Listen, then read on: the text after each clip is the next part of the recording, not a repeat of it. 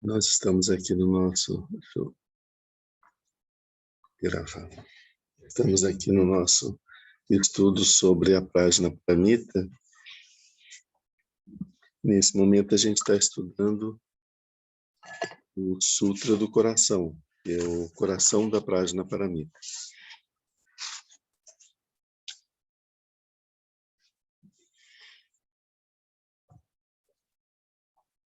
Especialmente baseado no comentário do Dalai Lama, esse livro que a gente vê, Essência do Sutra do Coração. E a referência que a gente está utilizando nesse estudo, né?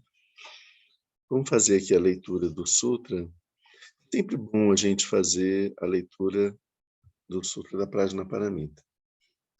Primeiro que, por uma questão bastante objetiva, que é a questão dos nossos atos, do karma, dos nossos atos, né? Nós temos que evitar de fazer os atos negativos e fazer todos os atos positivos que a gente possa fazer. E nós fazemos atos com a mente, com a palavra e com o corpo. Então, assim como nós temos que fazer ações positivas, inclusive para a gente adquirir méritos e também para poder contrabalançar a quantidade de atos negativos que nós já fizemos, né, no passado. Com o corpo, também com a palavra. Quais são os atos negativos da palavra?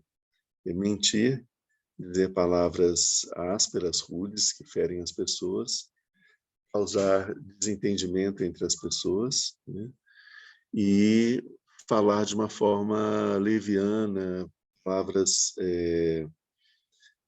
sem muito significado, sem muito sentido, né? Tagarelar. É o mais difícil, né? Então, essas três ações são ações negativas, né? Assim como o Buda falou sobre matar, roubar, ele falou também sobre tagarelar, né? A gente não consegue perceber o quão negativo que isso seja, porque a gente acha que é uma ação inocente. Mas não é uma ação inocente. E vamos entender um pouquinho sobre isso.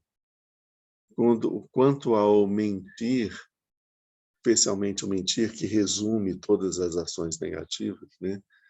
A mentira, ela é uma forma da gente aumentar a quantidade de ignorância, falsidade e de ilusão no mundo. Ou seja, e a gente sabe que a ignorância produz o samsara e produz o sofrimento. Então, toda vez que a gente está mentindo, a gente está investindo diretamente no aumento do samsara. Nosso objetivo, ou seja, e o samsara, a gente tem que entender que samsara significa sofrimento. Sofrimento para nós e sofrimento para os outros, né? Então, sempre que a gente estiver mentindo, a gente está aumentando a quantidade de sofrimento nosso e dos outros. A quantidade de confusão, tanto para nós mesmos como para os outros. E o contrário disso é dizer a verdade. Então, quais são as ações que podem compensar essas ações negativas que a gente faz com a palavra? Dizer palavras verdadeiras, né? Repetir palavras verdadeiras, dizer sempre a verdade. Isso não significa que a gente tenha que pegar a bandeira da verdade e sair como palmatória do mundo, falando todas as verdades. Primeiro, porque a gente não sabe o que é verdade, né? Que a gente considera a verdade nem sempre é, né? E segundo, que o que a gente deve fazer é não ocultar a verdade, não esconder a verdade, não atrapalhar o processo da verdade, né?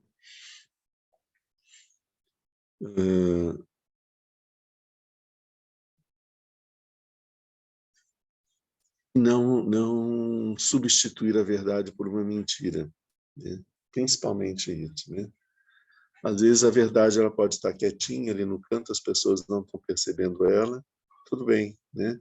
Mas não vamos substituir ela por uma mentira, porque essa mentira significa cobrir a verdade com uma camada de ignorância. E se a verdade está ali quietinha, ninguém está percebendo, tudo bem, em algum momento alguém vai perceber. Se a gente não esconder ela, alguém vai perceber, né?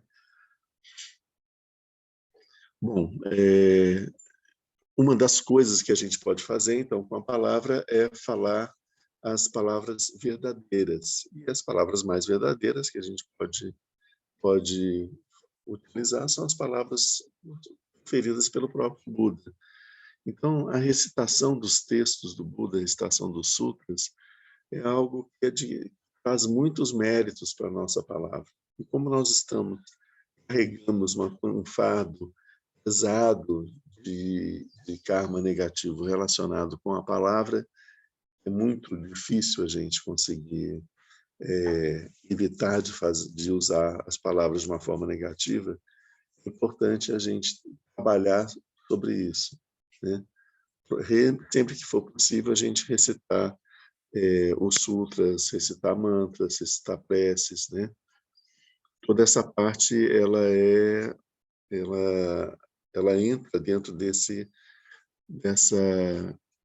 contexto. Como a gente viu aqui na Prajna Paramita antes, nós sabemos que nós estamos na fase, no nosso caminho para o despertar, nós estamos naquela fase do caminho chamada período caminho da acumulação. Esse período caminho da acumulação começa no primeiro momento em que a gente profere o voto de Bodhisattva, em que a gente conhece o Mahayana, porque esses são os caminhos do Mahayana, né? O caminho para alcançar o despertar está codificado no Mahayana. Então, quando a gente pela primeira vez estabelece a Bodhicitta, a gente entra no caminho do Bodhisattva, né? Então, a partir daí, a gente entra especialmente no caminho chamado caminho da acumulação. Esse caminho da acumulação, a gente vai buscar acumular méritos e acumular sabedoria, acumular prajna, né? Quando a gente está falando em acumular sabedoria, acumular prajna. Então, a gente segue por esse caminho. Tem diversas formas a gente acumular méritos. Estão fazendo as ações, as 10 ações meritórias que a gente vê quando a gente estuda a ética, especialmente na paramita da ética, a gente vê as ações negativas, porque a gente deve evitar, né? As ações nefastas que a gente deve evitar e as ações meritórias que a gente deve desenvolver. Então, nesse ponto, a gente está nessa fase que a gente precisa de acumular méritos. Então, o Buda, ele, assim que ele começou a ensinar, o Shariputra ainda não era discípulo do Buda. Ele observou uma vez que ele estava em um monge, se eu não me engano, ele estava em Bodh Gaya, né? Em um monge, ele viu um monge andando na cidade e pedindo esmolas, um discípulo do Buda. E ele observou que esse monge mantinha a atenção sempre voltada para o chão, para evitar de pisar em algum inseto, né?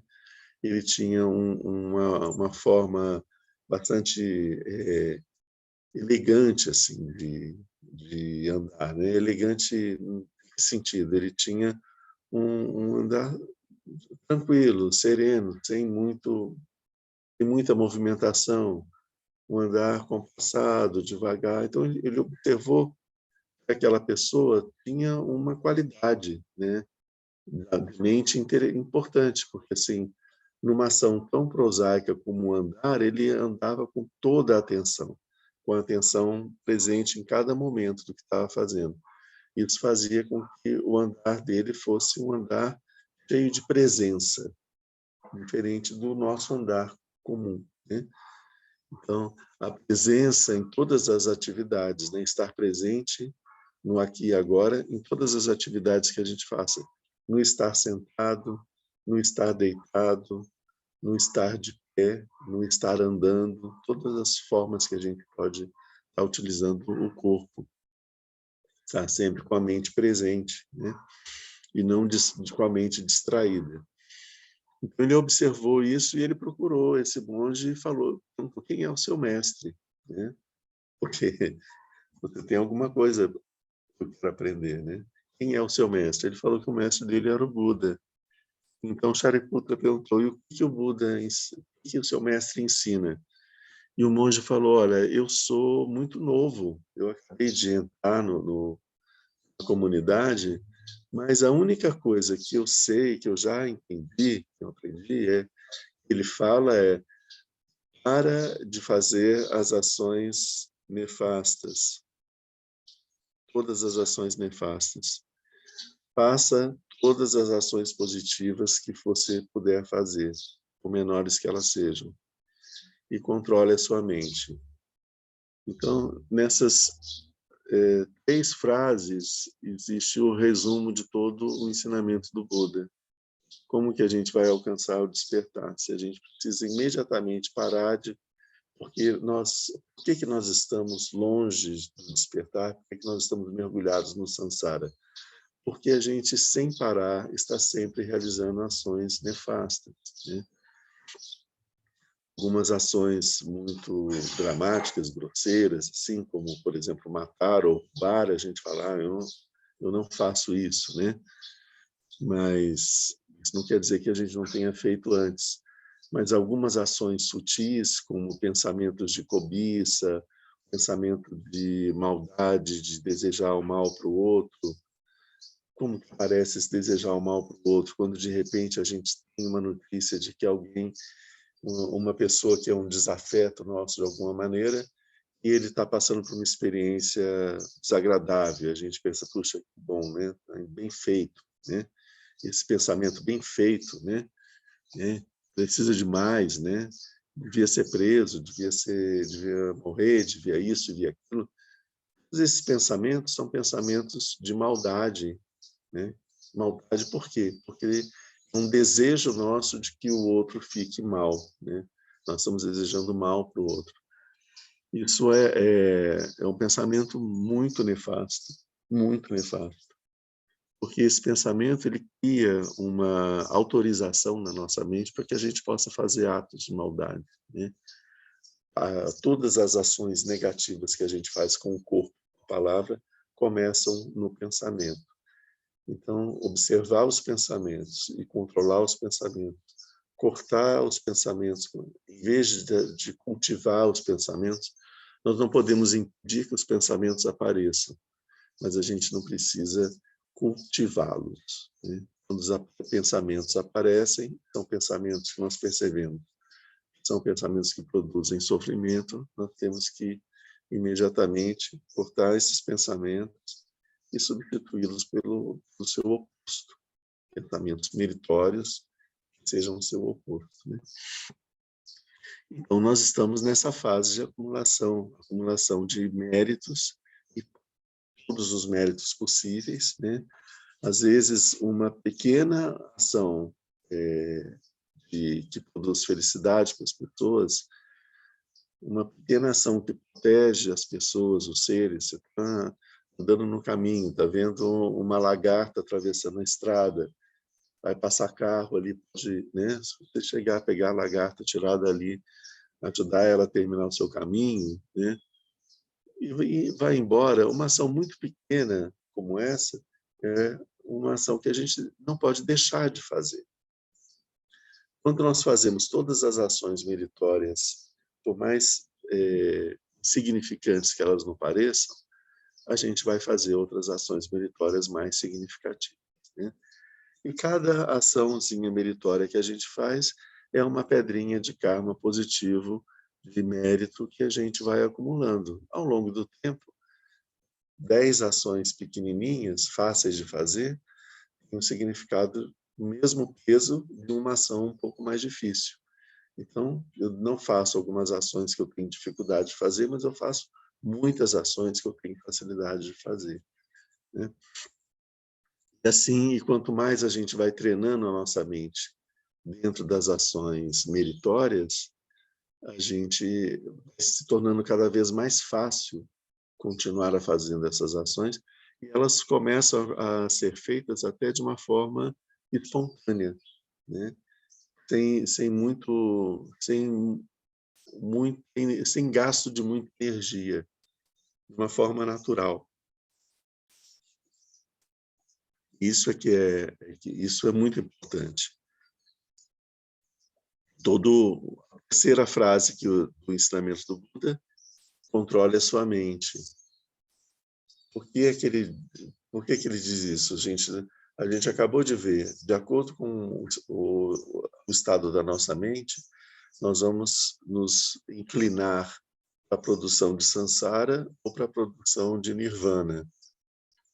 Como assim? Produção de samsara, todas as coisas que produzem sofrimento, todas as coisas que aumentam a quantidade de ignorância, todas as nossas ações mentais nesse sentido, são produtoras de samsara.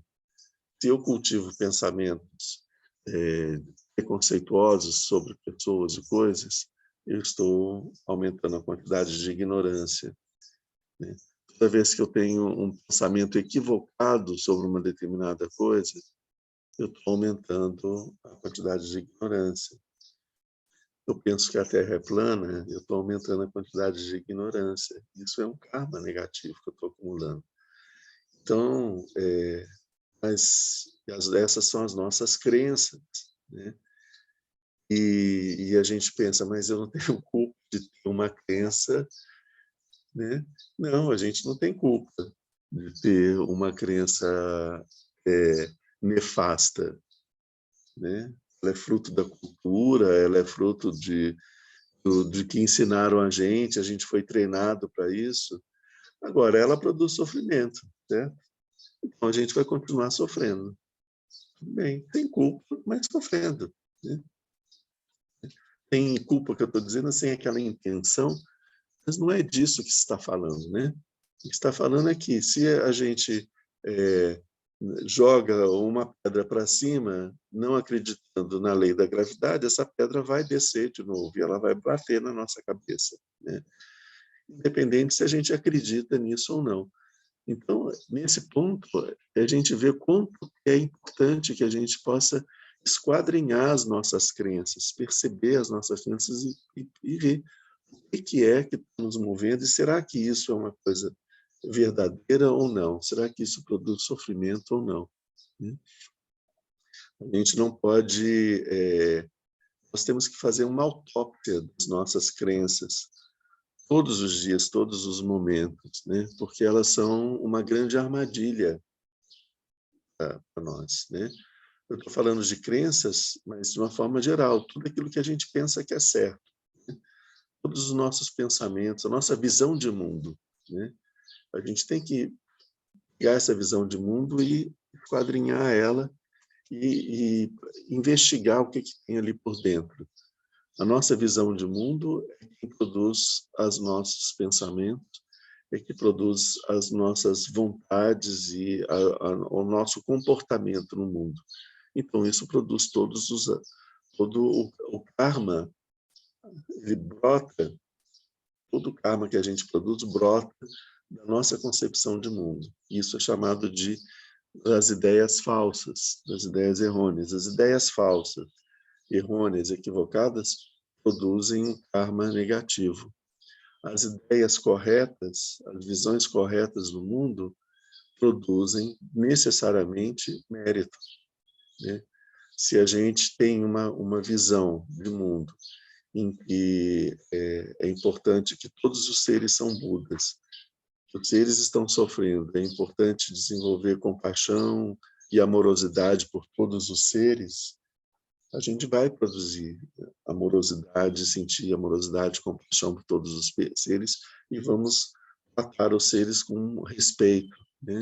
Então, tudo isso vai produzir um karma meritório, né? Karma positivo, né? Um karma meritório.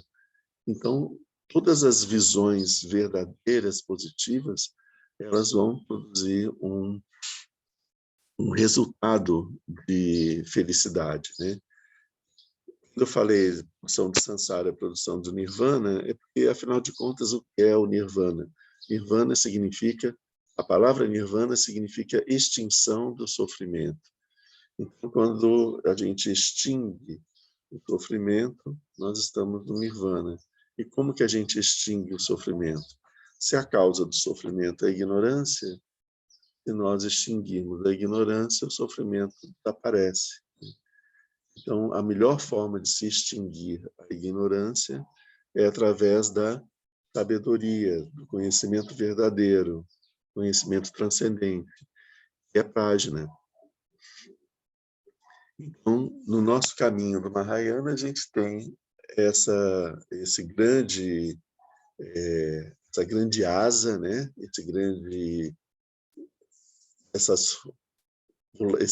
No carro do Mahayana, as rodas, né, que estão de um lado, desse lado são as rodas do mérito, né, que vão levar a gente para frente, e do outro lado a gente tem as rodas da sabedoria, da página. O carro apoiado nessas duas rodas, ele vai. Se tiver uma roda só, ele não vai conseguir sair muito do lugar. Vai poder avançar com alguma dificuldade, né?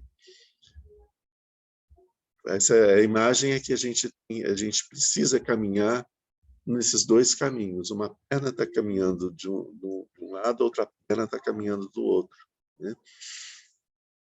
Isso aqui nos leva para o despertar.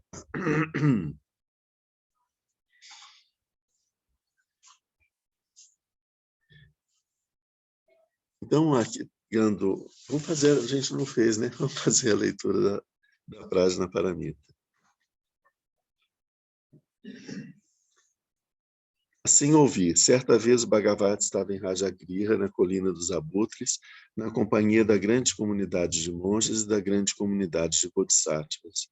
Entrou no samadhi denominado percepção profunda que observa atentamente todos os fenômenos.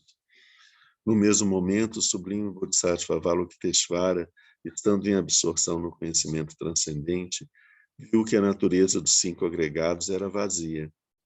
Depois, pelo poder do Buda, o venerável Shariputra perguntou ao Bodhisattva Avalokiteshvara: como devem treinar-se os homens e as mulheres afortunados que desejem realizar o profundo conhecimento transcendente? Assim ele falou. Então o Bodhisattva Mahasattva Avalokiteshvara respondeu ao venerável Shariputra: Shariputra, aquele ou aquela que deseja entregar-se à prática do profundo conhecimento transcendente, devem ver assim. Ele deve ver que a natureza dos cinco agregados é vazia e totalmente pura. A forma é o vazio é a forma. A forma não é nada além que o vazio não é nada além que a forma. Da mesma maneira que as sensações, as percepções, as formações mentais e as consciências são vazias. Assim, Shariputra, todos os fenômenos são vacuidade. Eles não têm nem características, nem origem, nem fim. Eles não são nem impuros, nem livres de toda impureza, nem aumentam, nem diminuem. Eis então porque no seio da vacuidade não há forma, sensação, percepção, formação mental, nem consciência. Não há nem olho, nem ouvido, nem nariz, nem língua, nem corpo, nem mente. Não há nem forma, nem som, nem odor, nem sabor, nem contato, nem fenômeno mental. Não há qualidades inerentes à visão, à audição, ao olfato, ao paladar, ao tato e à consciência mental. Não há nem ignorância, nem envelhecimento, nem morte, nem sua respectiva cessação. Da mesma maneira, não há nem sofrimento, nem origem do sofrimento, nem extinção do sofrimento e nem caminho. Não há nem sabedoria, nem realização, nem não realização. Assim, Shariputra, uma vez que para os bodhisattvas não tem nenhum dano, eles apoiam-se sobre o conhecimento transcendente e ali permanecem. Sua mente é desprovida de todo véu, são destemidos, transcenderam toda visão errônea e passaram definitivamente para além do sofrimento. Apoiando-se sobre o conhecimento transcendente, todos os Budas do passado, do presente e do futuro atingem a budeidade absoluta, o perfeito e insuperável despertar.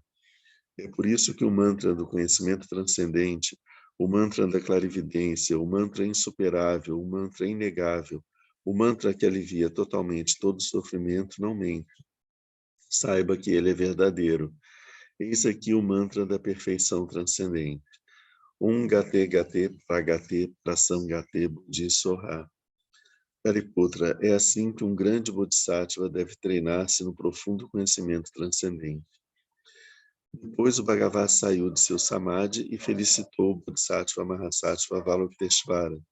Excelente, excelente, nobre filho. É isso, é isso. Depois que o Bhagavat assim disse, o venerável Shariputra, o Bodhisattva Avalokiteshvara, todos aqueles que o cercavam e o mundo com os deuses, os humanos, os semideuses e os Gandharvas se regozijaram e louvaram sinceramente suas palavras. Aqui termina a sublime essência do conhecimento transcendente.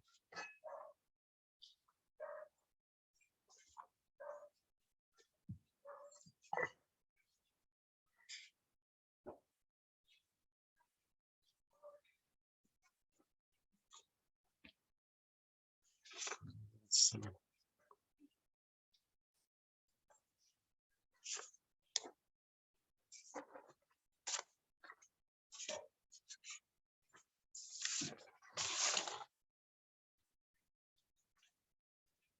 Aqui a gente vê... Peraí.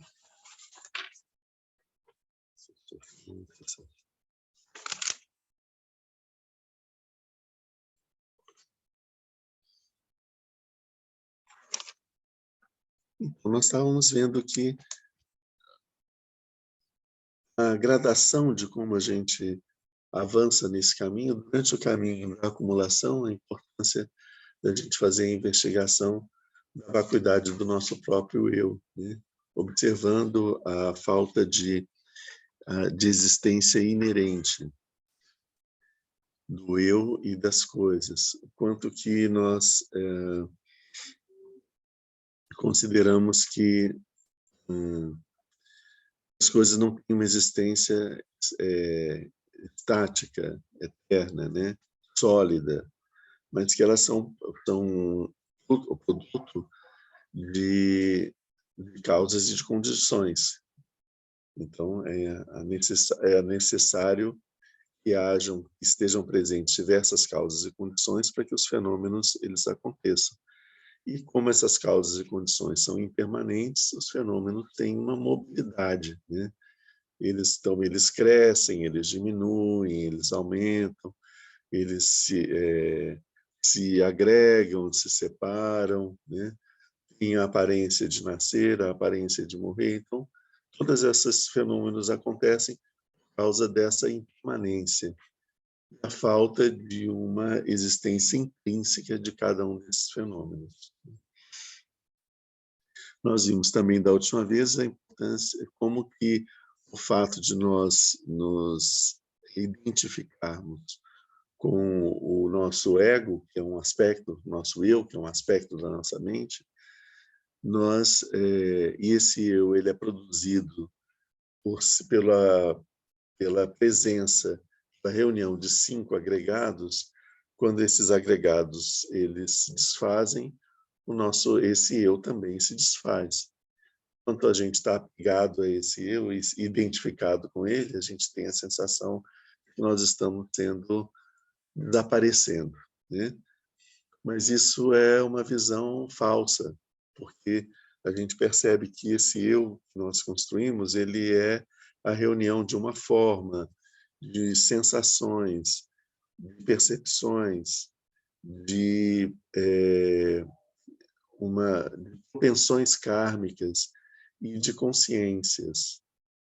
Interessante a gente ver essa questão das consciências, porque normalmente a gente pensa que nós temos uma consciência, né? É o nosso eu, é a nossa consciência. Tá.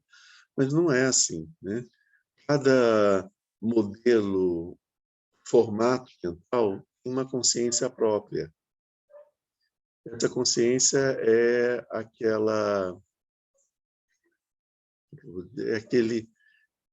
talvez aquele personagem que surge a partir de uma determinada formato mental, aparece um personagem. Por exemplo, quando a gente fala com as pessoas, a gente fala de formas diferentes com as pessoas. Nós temos um jeito de falar com o nosso chefe, um jeito de falar com o nosso professor espiritual, um jeito de falar com os nossos filhos, um jeito de falar com os nossos bichinhos, né? Um jeito de falar com as pessoas da rua. Cada jeito de falar aqui, ele representa um personagem. E a gente entra no personagem e usa esse personagem e fala. Então, a gente percebe que o nosso eu, na verdade, são muitos eus, né?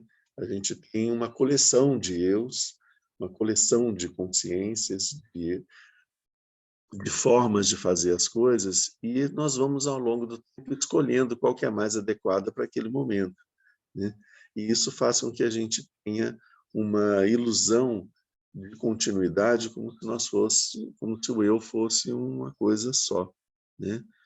Mas quando a gente vê aqui, então, que cada consciência, o Kalu Rinpoche, quando ele fala das consciências, ele diz, é como se fosse um punhado, como se você pegasse arroz com a mão, aquele punhado de arroz, são as consciências, né? É uma quantidade, são muito, não é plural, né?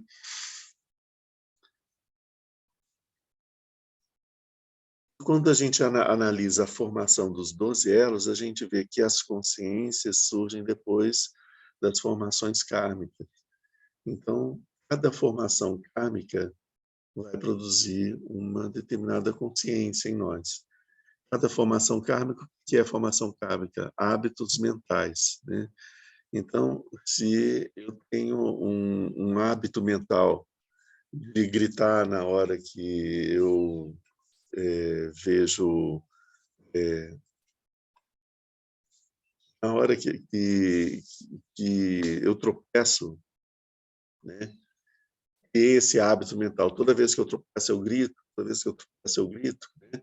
Isso, existe uma consciência que é presente nesse momento, dessa ação, né? Então, o hábito faz com que eu repita essa ação.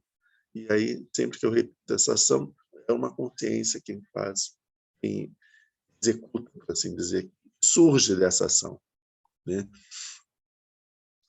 Imagina o seguinte, eu executo uma ação, eu peguei esse sino, executei uma ação. Eu tomo consciência disso. Eu percebo que eu estou fazendo isso. Eu tomo uma consciência.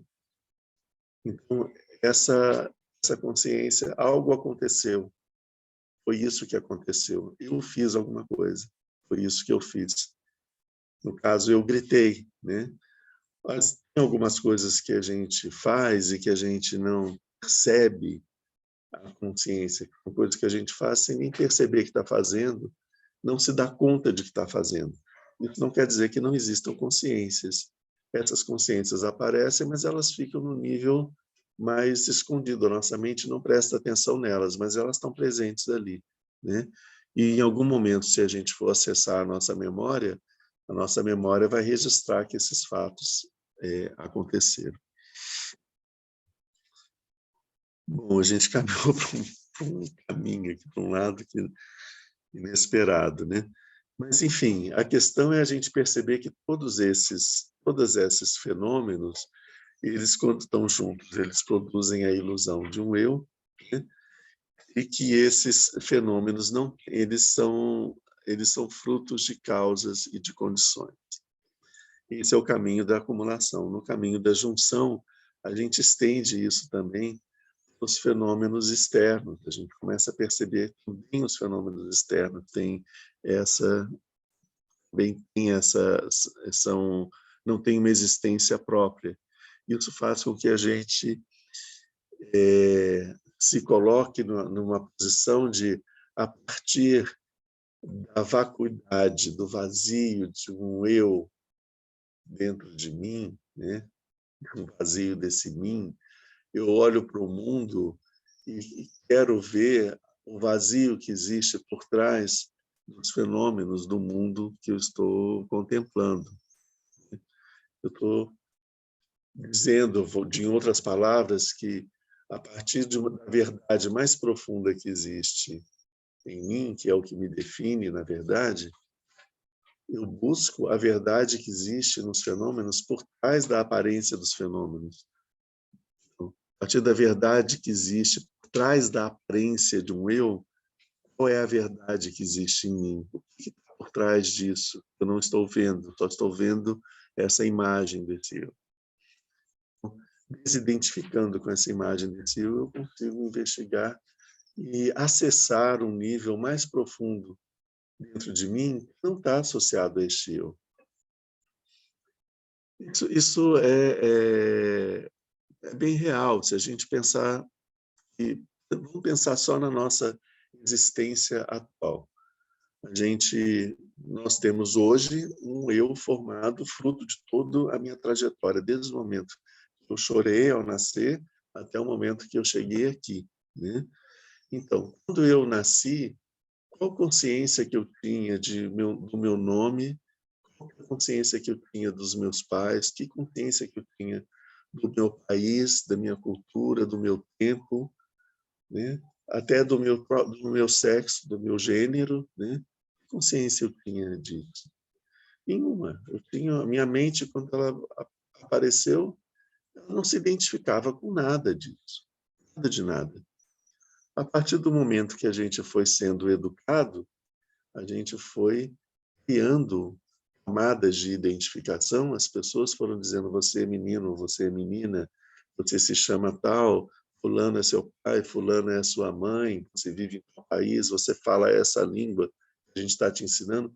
Todas essas coisas vão surgindo e são essas coisas que vão estar produzindo esse nosso eu, né? Quando a gente está chegando mais ou menos na puberdade, a gente passa por uma crise de que quando a gente começa a se perceber separado daquele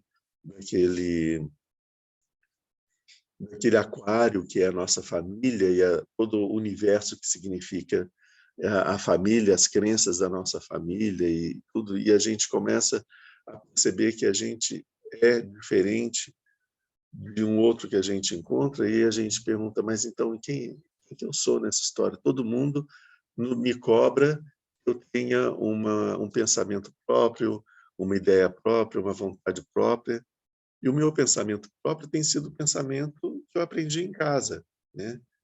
Mas e será que eu penso assim mesmo? Será que eu gosto dessas coisas que eles gostam em casa? Mas então o que é que eu gosto? Eu não tenho ideias sobre as coisas, eu não tenho concepções sobre a coisa, não tenho gostos. Então eu tenho um eu muito desprovido de qualidades. Ninguém valoriza alguém que não tenha ideias, que não tenha uma coisa para dizer para o mundo, né? A gente entra nessa crise, né, da puberdade, tentar entender o que é esse nosso eu. E é bastante sofrida, principalmente porque a gente não encontra esse eu, né? A gente vai aos pouquinhos acumulando mais camadas de identificação, quando a gente se identifica com os amigos e com as tribos e com os gostos desses amigos, dessas tribos, e com as ideias religiosas da religião que a gente vai seguir, ou as ideias políticas, ou as ideias sobre determinado aspecto, determinada corrente de pensamento. A gente vai se identificando com essas coisas e vestindo essas roupas, né? Isso é um alívio que a gente pensa: eu tenho algo a dizer ao mundo, né? Eu penso assim, eu penso assado, eu gosto de tais coisas, eu acho isso a respeito dessas coisas, né? Eu me posiciono na internet com indignação sobre coisas que falaram, que acontecem, que eu vi, que não sei o quê. Então, isso nos dá uma sensação de que existe um eu se agindo no mundo. Mas esse eu são essas roupas que a gente vestiu, né? Então, esse desvestir, esse se despir, né? A gente necessita de coragem, né? A coragem é uma das paramitas, né? A perseverança entusiástica também é chamada de coragem. É preciso coragem para a gente entrar no caminho, né? Essa coragem, ela é necessária para a gente buscar se conhecer, e sabendo que o que a gente vai encontrar não é o que a gente espera, nem o que a gente desejaria, né? O que a gente vai encontrar é uma outra coisa. E muitas vezes nesse caminho a gente vai encontrando coisas que a gente não gostaria de perceber que existem dentro de nós, né? Por isso que é um caminho que exige coragem. Mas se a gente está querendo a verdade, né? A gente pensar que o estado de Buda é um estado onde a gente encontra a verdade em relação a mim, a verdade em relação a todos, ao mundo, né? E a verdade em relação a essa aparente dualidade que existe entre eu e os outros, né? A gente está buscando essa verdade, a gente tem que se armar dessa coragem e tem que ir em frente, não tem outro caminho, né? Não tem outra coisa a fazer, né? Ou então a gente deixa a verdade de lado e fica com a mentira, sabendo que com a mentira a gente vai estar sofrendo o tempo todo, porque a mentira só vai trazer mais sofrimento, né? A felicidade só é possível com a verdade, né? A ausência de sofrimento só é possível com a verdade. Então, investigar essa verdade sobre o que é que, sobre o eu, sobre o meu eu. Qual é a verdade que existe sobre o meu eu? E a verdade sobre os fenômenos. Mais adiante, vocês veem, o Avalokiteshvara, ele já passa a avaliar a criação do Sansara. Então, ele pega a criação do Sansara, como a gente viu no nosso último encontro, desde a ignorância até o último elo, que é a velhice e a morte, né? Nascimento, penúltimo, depois a velhice e a morte. A experiência, o viver, né? A experiência do viver e a morte. Então, quando ele pega como que as coisas vão se encadeando para produzir o resultado final. Esses 12 elos, eles aparecem, eles estão circulando o tempo todo, né? Essa imagem que a gente tem, uma imagem clássica de analisar os 12 elos a partir do momento de escuridão após a morte, até o momento em que a gente nasce, vive a vida e finalmente morre, né? Então, é um círculo, né? Depois do último elo, vem o primeiro de novo, porque depois da morte, vem de novo aquele estado de inconsciência. E esse estado de inconsciência, ele faz aparecerem os hábitos mentais, as formações kármicas. Essas formações kármicas vão produzir consciências e por aí vai. Então, esses 12 elos, essa é a forma clássica relacionada com a nossa existência do nosso corpo, né? A nossa existência aqui, agora, como nós nos enxergamos. Mas ela também se refere aos objetos do mundo. Como é que esses objetos do mundo surgiram? De onde que tanto os seres como os objetos produzidos pelo homem. As situações que a gente vive, elas passam por um período em que elas vão sendo a nível abstrato, elas começam a surgir a nível abstrato e vão ganhando forma, ganhando forma, ganhando forma, ganhando forma, até o momento em que elas se manifestam numa experiência que a gente está tendo, né? A nossa experiência de sofrimento, de um determinado sofrimento, como que ela vem? Ela vem daquela ignorância, né, primordial ali, assim dizer, né? E essa ignorância com os hábitos mentais vindos das nossas formações kármicas, que são os hábitos do passado. Não pode tentar aqui. Os nossos hábitos do passado, eles produzem, são hábitos mentais que vão produzir um comportamento na gente e vão passando por uma sequência. Chega um momento em que a gente sente um certo desejo de repetir aquele comportamento, e aí vem uma oportunidade de fazer aquele comportamento, aí nessa oportunidade, a gente age, né? A gente age ao nascimento, né? A ação nasceu, né? Ela foi gestada pela mente até o momento em que a gente age. No momento que a gente age, essa ação ela tem um desencadear, que é o equivalente ao velhice e morte, né? E o que ela produz para a gente? Uma capa de ignorância, que o karma produz, e mais hábitos mentais que vão produzir outras ações no futuro, né? Então, em todas essas coisas, a gente tem a sequência desses 12 elos, né? Quando a gente passa o dia inteiro, na hora que nós vamos dormir, nós caímos num estado a gente adormece de sono e a gente entra no estado do sono profundo, que é o estado de ignorância. A partir desse estado do sono profundo, a nossa mente vai voltando geralmente a funcionar e o nosso hábito mental é de nos identificarmos com esse nosso eu, né? Quando esses hábitos mentais vão surgindo, esse eu aparece. Quando esse eu aparece, aparece uma consciência. Tudo na nossa mente, a gente ainda não acordou, a gente está saindo do estado profundo, do sono profundo, emergindo para o estado de vigília. Algumas vezes a gente acorda e fica pensando, quem sou eu, onde estou, né? Mas né, isso acontece ainda antes da gente acordar.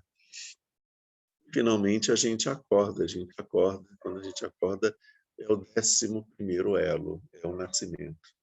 E aí nós vivemos o dia todo, é o envelhecimento, né? E no momento que a gente adormece, a morte, né? Então, todos os dias a gente repete esses 12 elos, né? E cada vez que a gente repete esse ciclo, a gente está produzindo mais sofrimento, mais samsara. A única coisa que a gente sabe produzir a partir desse ciclo, né? E, enfim, isso acontece assim, isso acontece rapidamente, a todo momento, né? Imagina que surge, a partir do estado de ignorância da nossa mente, brota de novo uma formação kármica, um hábito mental antigo. Esse hábito mental que surge, ele rapidamente ele passa por todas essas etapas e produz um pensamento. E esse pensamento surge, quando esse pensamento surge, nasceu o pensamento. Aí ele desaparece e mergulha de novo no estado de consciência. Então, de uma forma extremamente rápida, em momentos que são fragmentos de segundo, a nossa mente está repetindo esse modo de funcionamento, que são os 12 elos, e a gente continua produzindo samsara o tempo todo. O samsara é produzido pelo modo de funcionamento da nossa mente. Então, a gente precisa treinar a nossa mente a parar de funcionar assim, né? Isso é o treinamento budista, né? Esse é o treinamento ensinado pelo Buda, né? Então, primeira coisa, a gente precisa de recuar um pouco, observar as nossas ações, observar como as nossas ações são produzidas pelas emoções, observar o funcionamento das nossas emoções, não se identificar com elas, olhar para elas como se a gente estivesse vendo TV, né? Ou, para ser mais atual, como se a gente estivesse vendo uma coisa no celular, né? Então, como externo a mim, né? E observar os pensamentos aparecendo, observar quais são as tendências kármicas que a gente tem. A partir das nossas concepções sobre o mundo, a gente vai percebendo as nossas tendências kármicas, né? E isso não é algo que a gente deve fazer com vergonha, com desejo, com sentimentos depreciativos sobre nós mesmos. Isso é uma grande balela. Isso é mais um hábito mental de ter uma percepção negativa sobre nós mesmos. Ela não nos leva a lugar nenhum, só nos leva a mergulhar mais profundamente no samsara. Todas as ideias negativas que a gente tem sobre nós mesmos só faz a gente se afundar mais no samsara, né? Isso não é o ensinamento do Buda, cultivar ideias negativas sobre si mesmo, porque isso é mentira, né? Qual que é a nossa realidade? Nós somos Budas. Essa é a nossa realidade. Se nós aparentemente assumimos um aspecto de um eu em qualidades negativas, isso é tudo fruto de uma grande mentira. É fruto da ignorância. Não é a minha realidade, né? Eu posso achar que eu sou isso, né? E por isso eu sofro, mas não é a minha realidade, né? Nossa verdadeira realidade é outra coisa.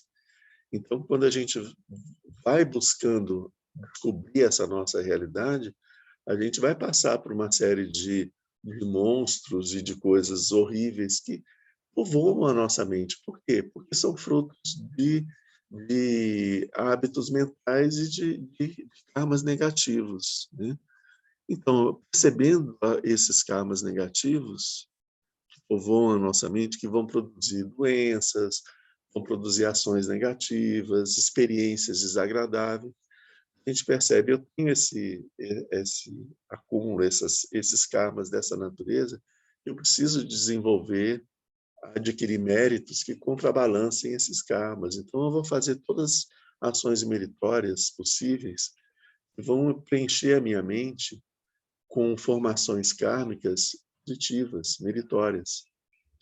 E quando surgirem essas formações kármicas negativas, vão surgir as formações kármicas meritórias, né? Vão poder ou neutralizar esses hábitos mentais antigos e substituí-los, né? Ou pelo menos fazer o contraponto, né? Aparece uma experiência desagradável e em seguida vem a experiência de compensação e de alívio desse sofrimento, né? Eu sinto uma dor de cabeça e eu tomo um remédio, o remédio passa a minha dor de cabeça, né? É isso. Porque se eu tenho só o karma negativo, eu vou tomar um remédio, a dor de cabeça vai continuar, né? Mas se eu tenho o karma positivo de ter o remédio para isso, eu já tomo um remédio, a dor de cabeça passa. Então, um exemplo prosaico, né? Mas para a gente entender o modo de funcionamento. Então, a gente viu no nosso último encontro que essa sequência que produz o samsara, ela produz o sofrimento no nosso estado relativo, certo? Existe a verdade absoluta, ou a verdade última, e a verdade relativa. As duas verdades são verdades, né? Então, no estado último, nós somos Budas. Na nossa verdade relativa, nós somos esse ser que nós estamos aqui, estamos mergulhados no sofrimento. Negar essa verdade não nos ajuda, porque a nossa identificação é muito forte.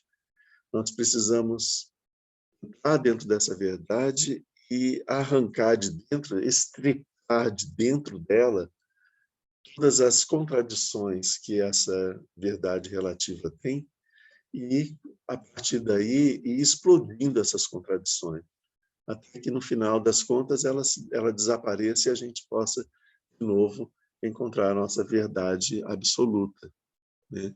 Mas a gente não deve negar a existência do sofrimento para quem está sofrendo, né? Mas quando quem está sofrendo sou eu tenho que parar e investigar esse sofrimento, ele é real mesmo ou não? Aí, com a prajna paramita, eu vou ver que esse sofrimento não existe. E assim eu consigo me libertar do meu sofrimento, né? Eu vejo que o sofrimento do outro não existe, mas ele continua sofrendo. Então, eu sinto compaixão por ele, porque eu vejo que ele está sofrendo por uma coisa que não existe, né? Aí a minha compaixão aumenta, né? Então, desenvolver a página, que é essa consciência, conhecimento, desculpa, esse conhecimento transcendente, essa inteligência que permite descobrir esse conhecimento verdadeiro, transcendente, absoluto, é ao mesmo tempo desenvolver compaixão. É impossível você desenvolver páginas sem você desenvolver compaixão. E é por isso, mais uma vez, quem ensina para a gente a Prajna Paramita é o Bodhisattva da compaixão, né? O Buda entra no estado de meditação, onde ele está mergulhado na Prajna Paramita, né? Shirenzi entra no mesmo estado de meditação. E aí Shariputra pergunta como que a gente faz para chegar aí, para treinar isso. E aí é ele quem ensina. Ele quem ensina. é ele quem ensina, né? Quem ensina é a compaixão, né? Percebe que é importante. O Buda ele tem uma natureza múltipla, né? Mas é o aspecto compaixão do Buda que faz com que ele se mobilize para ensinar os outros. Se ele não tivesse compaixão, ele ficava na dele, só curtindo a percepção da sabedoria das coisas, né? Mas é porque ele tem compaixão, ele vai ensinar para os outros, que ele está vendo que os outros estão sofrendo, né? Isso que eu falei, de se ele não tivesse compaixão, ele ficaria lá na sabedoria, isso é um absurdo, porque é impossível quem desenvolveu a percepção transcendente não ter compaixão. É uma expressão natural do estado que você alcança. Compaixão, amorosidade, ou poder, né, de realizar as coisas, a imortalidade, a sabedoria, que é a percepção das coisas como as coisas são de verdade. Todas essas são qualidades inerentes ao Buda, são fruto desse estado e ele não é bem o estado que ele chegou, é fruto desse estado onde ele habita, né? Porque nós temos essa mesma natureza, mas a gente não habita nessa natureza. Em vez de morar nesse palácio do nirvana, né, e da conhecimento transcendente, a gente habita dentro de um corpo sujo, fedido e cheio de encrencas, cheio de vontades, cheio de maldadezinhas e tudo que é o nosso ego, né? Então, mora onde pode, onde quer e pode, né? A gente pode morar num outro lugar também, né? Então, muitas vezes a gente vê na descrição dos estados de meditação o habitar nesse estado, né? Então, você está naquele estágio que é da né, infinidade do espaço infinito. Então, você fala que ele está habitando no espaço, na realidade do espaço infinito, habitando na consciência infinita, né? Os vários dos últimos níveis, né? Dos mais elevados níveis de estados de meditação. Então a gente aqui, quando o Buda está falando disso, que não há nem sofrimento, nem origem de sofrimento, nem extinção de sofrimento e nem caminho, que ele não está simplesmente negando de uma forma arrogante a existência do sofrimento, que é uma coisa extremamente vivenciada por nós de uma forma tão dramática, né? Ele não está ridicularizando de nós, né? Não é isso. Ele está dizendo que na Prajnaparamita, investigando a natureza, tudo isso, você percebe o quão vazio isso é, né? É fácil da gente conseguir perceber isso quando a gente percebe, a gente entende que o sofrimento é produzido pela ignorância. Quando a gente compreende as coisas, o sofrimento ele reduz, ele até desaparece, né? O sofrimento é provocado pela ignorância, é filho da ignorância.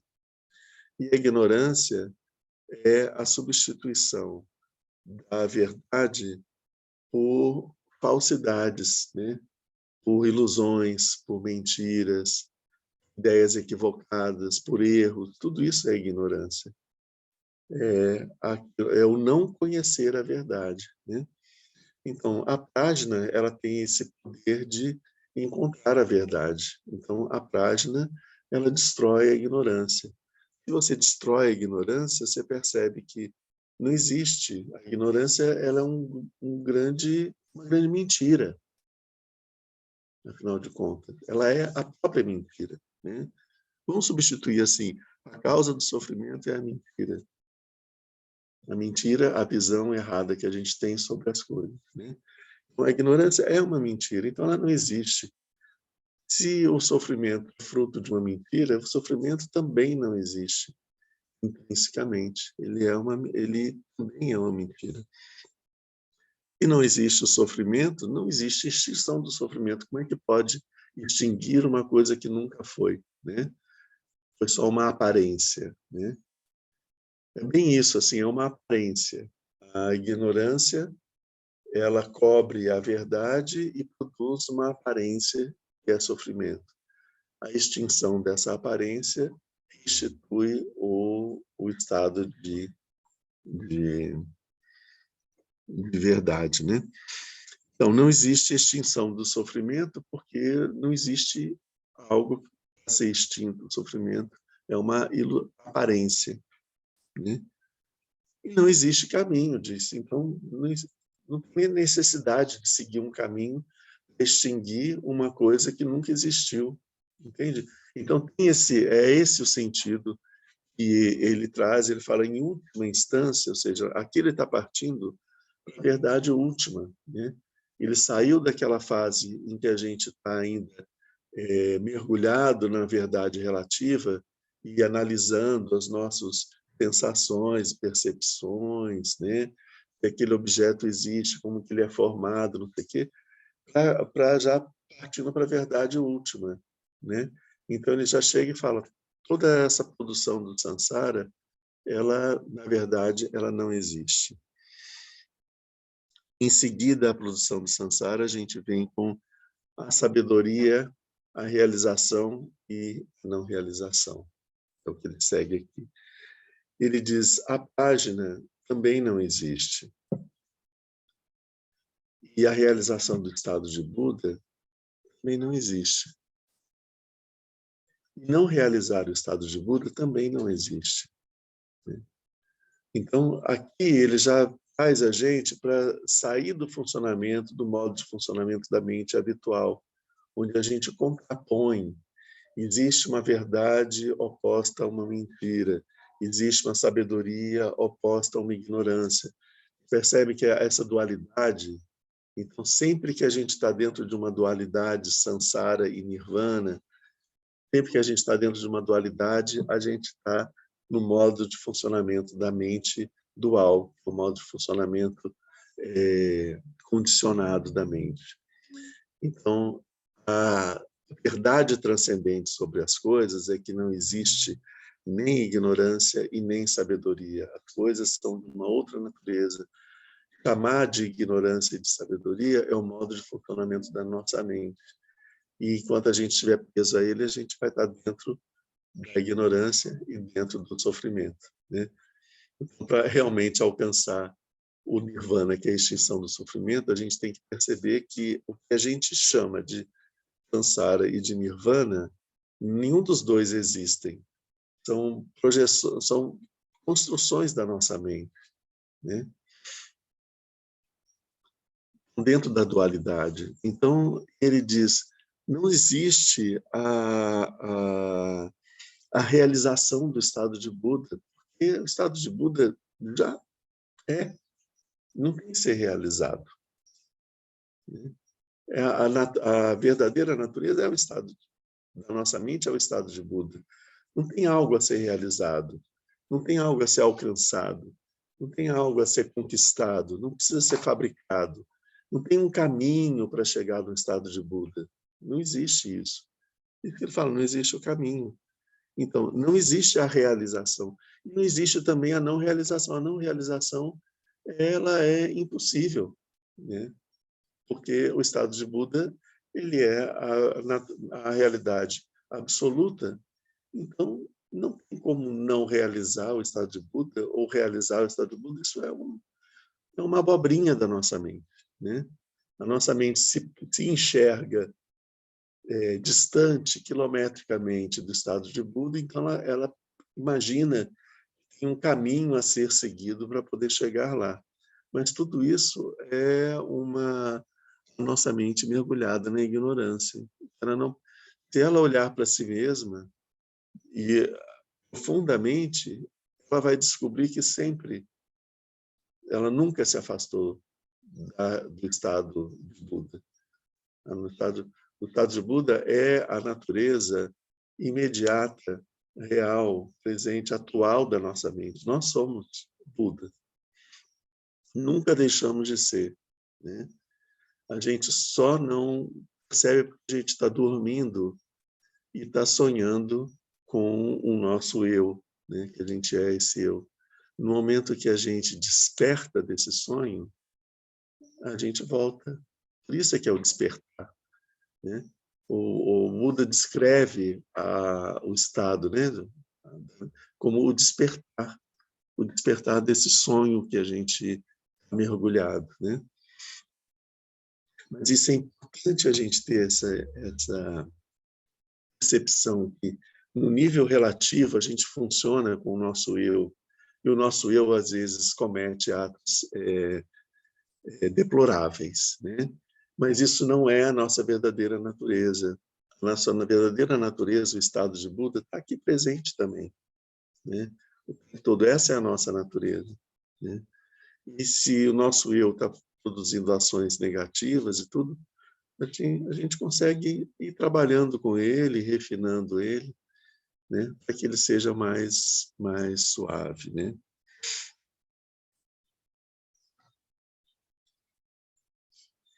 Por isso ele diz, então, não existe nem realização e nem não realização. E ele segue, assim, Shariputra, uma vez que para os bodhisattvas não tem nenhum dano, eles apoiam-se no conhecimento transcendente e ali permanecem. No texto do Dalai Lama, ele diz, assim como os bodhisattvas... Como é que está aqui? Peraí.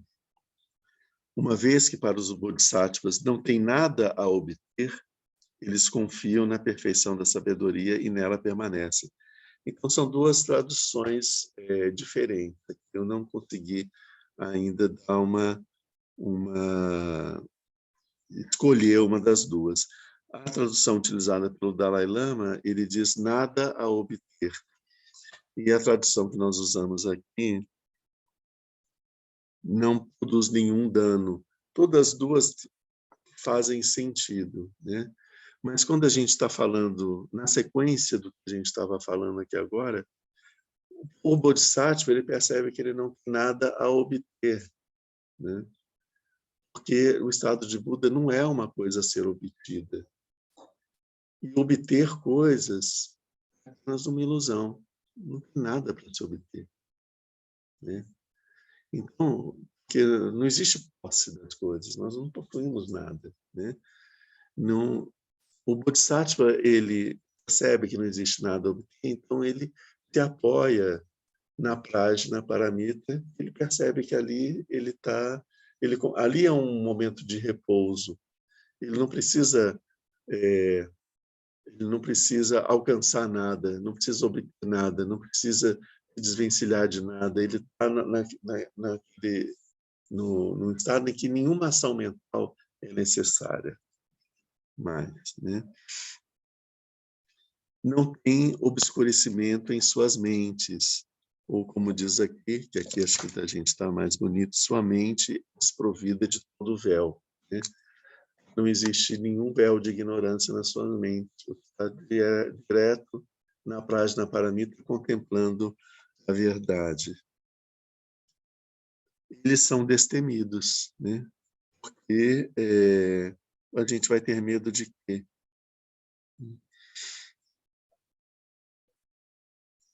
Concederam toda a visão errônea e passaram definitivamente para além do sofrimento.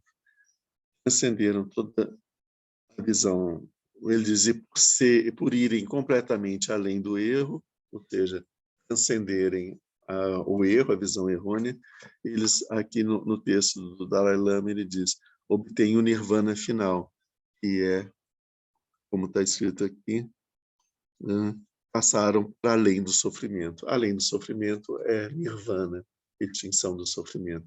Então, como eles não tem nada a obter, não tem nada a temer, não precisam fabricar nada, né? A sua mente pode ficar absolutamente tranquila. E eles ultrapassaram toda a visão errônea, que estão contemplando a verdade, já não existe mais nenhuma ilusão, ignorância, nem nada. Então, passaram para além do sofrimento. O sofrimento desapareceu junto com as visões errôneas.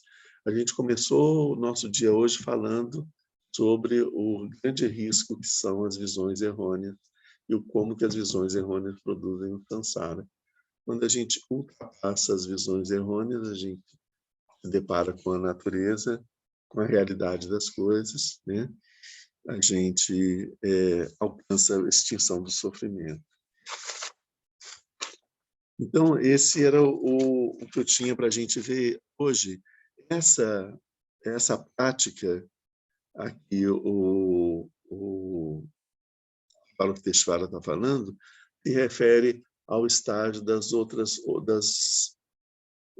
8 terras. Desde a primeira terra, a gente tinha visto no nosso encontro anterior, e as outras 8 terras são o aprofundamento da percepção da vacuidade.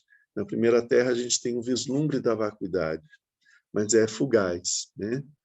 A partir do treinamento da segunda até a 9ª terra de Bodhisattva, essas etapas, por assim dizer, a gente vai, através desse caminho, a gente vai ampliando essa percepção, vai ficando cada vez mais tempo na percepção da vacuidade e na prajna paramita. E aí é simplesmente uma graduação. E durante essa graduação, todas as resquícios de karmas negativos, de percepções errôneas, de emoções negativas, vão ainda brotando na nossa mente, a gente vai trabalhando isso e vai refinando, purificando. A última terra de Bodhisattva é a que tem imediatamente antes do estado de Buda. Sobre isso a gente já vai ver no nosso próximo encontro. É quando ele fala aqui, apoiando-se no conhecimento transcendente, todos os Budas do passado, do presente. Então, é justamente aqueles Bodhisattvas da 10ª terra, como que eles alcançaram o despertar, né? Vamos fazer uma pausa para a gente... Uma pausa, não. Vamos ver se alguém tem alguma pergunta para a gente poder encerrar com o tempo. Diz aí. Acho que não é nenhuma pergunta, né? Mas você tem um comentário sobre como que se relaciona com as práticas que a gente tem aqui, né? Então, a prática de resita, a prática de Tara, de sabedoria, a Mahakala, que é a história que a gente falou que vem de Tiresi, né? Surge a partir de Tiresi. E aí, assim, eu fiquei pensando, né? Como que isso está dentro da paramita, né? Você falou que ensinamento que vem de compaixão. Isso tem tudo a ver, né? Porque essas práticas são práticas criadas no Mahayana, né? Esse é o propósito do caminho do Mahayana. Então, a gente viu que já a questão das duas realidades, realidade absoluta e realidade relativa. A bodhicitta absoluta e a bodhicitta relativa. Na bodhicitta absoluta, a gente tem a percepção das coisas como as coisas são, né? A gente percebe as coisas tais como elas são. É o estado da prajna paramita. A bodhicitta relativa é dentro dessa esfera do relativo, quando eu vou me esforçar para alcançar o estado de Buda, para poder libertar os seres do sofrimento. Está tudo dentro desse contexto.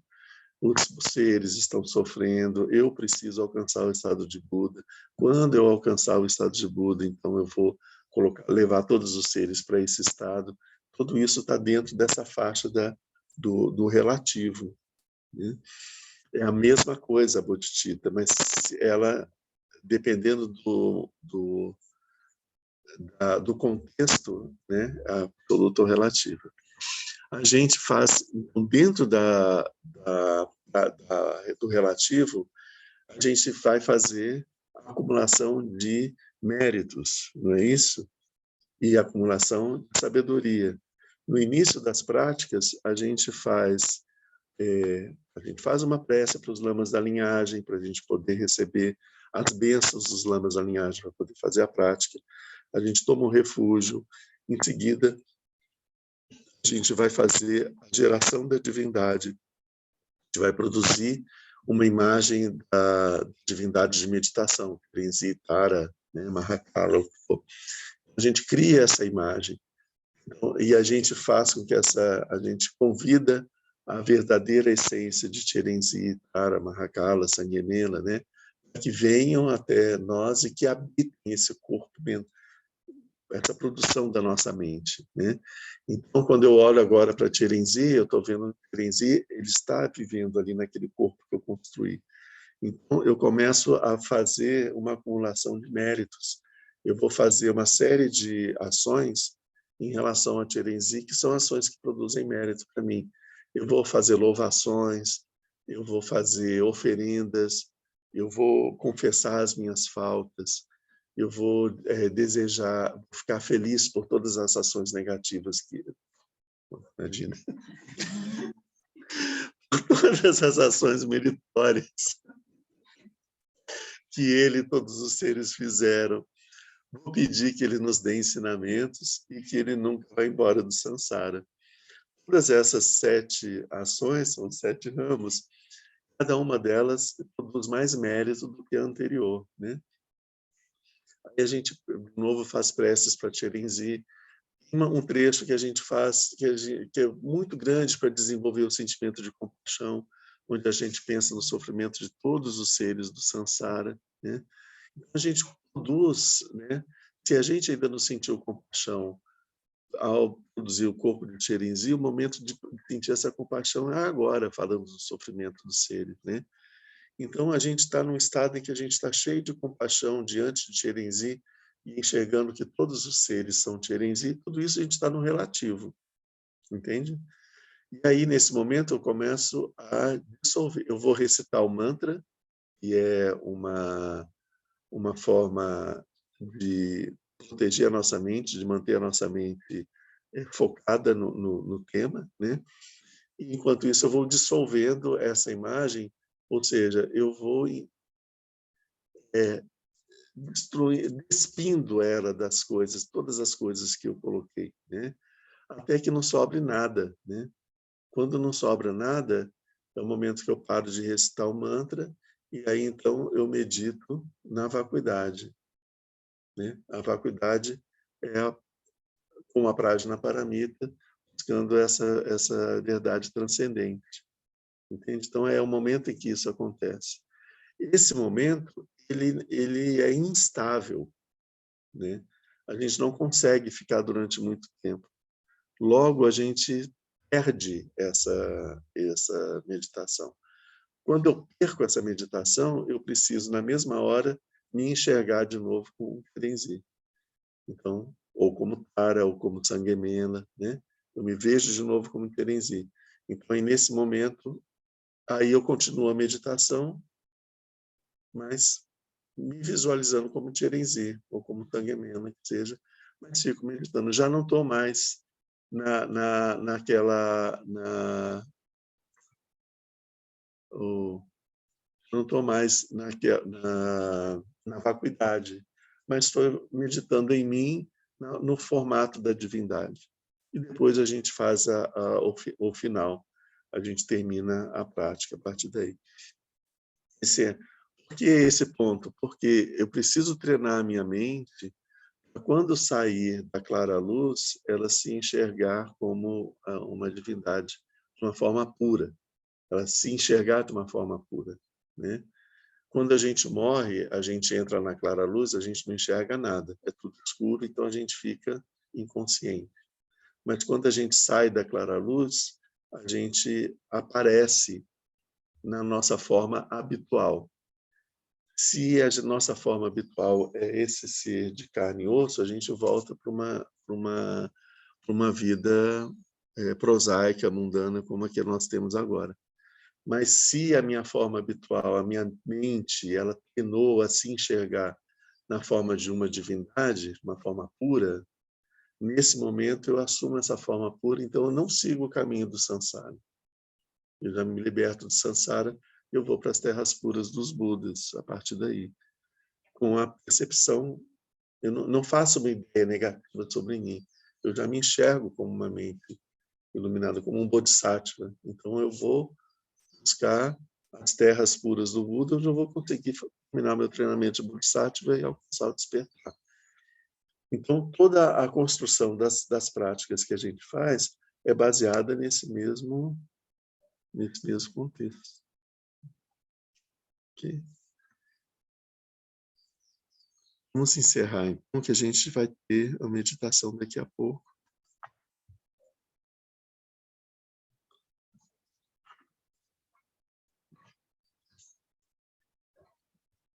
Nosso próximo encontro, não devo estar, vai ser presencial, vai ser só virtual. Eu não devo estar aqui em Brasília. Se eu estiver aqui, aí vocês vão ver, quando tiver o chamado, vai dizer presencial e online, né? Mas provavelmente não vai ser. Lama? Sim? Eu não consegui ir cedinho aí para o templo, mas eu estou pronto para ir depois da prática. A gente pode conversar? Sim. Beleza. Sim. Aí eu vou para aí. Tá bom. Graças a essa virtude, tendo realizado rapidamente o Mahamudra, possa eu conduzir a esse estado todos os seres, sem exceção. Pela graça do Buda que obteve os 3 corpos, pela graça da imutável verdade do Dharma em si e pela graça da infalível aspiração da Sangha, possa essa súplica de dedicatória realizar-se tal como ela é.